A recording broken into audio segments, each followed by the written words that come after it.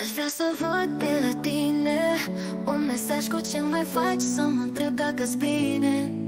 Ți-am scris de multe ori, doar vezi mesajele și taci, dar nu semn iubire.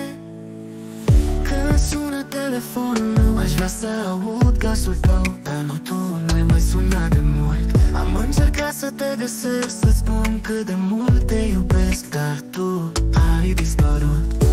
Ca Bonnie și Clyde noi ne iubeam, împreună fugeam de lumea rea, până când ai ales să pleci, să dai inima ta cuiva.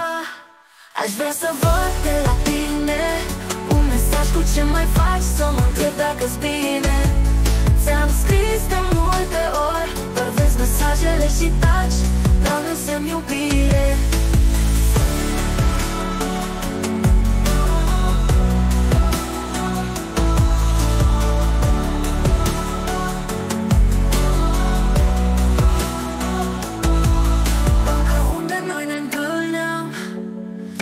Copacul unde scriam numele noastre pe ele, le văd mereu când trec pe stradă. Unde noi doi ne iubeam cu foc și cu dragoste.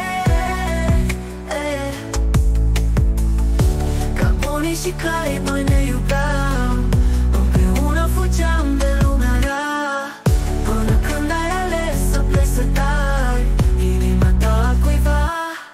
Aș vrea să văd de la tine un mesaj cu ce mai faci, să mă întreb dacă-ți bine. Ți-am scris de multe ori, doar vezi mesajele și taci, dar nu semn iubire.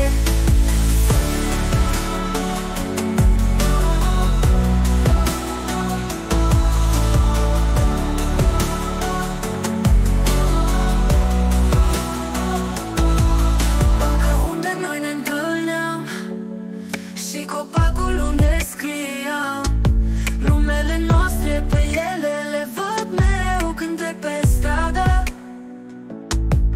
Unde noi doi ne iubeam cu foc și cu dragoste.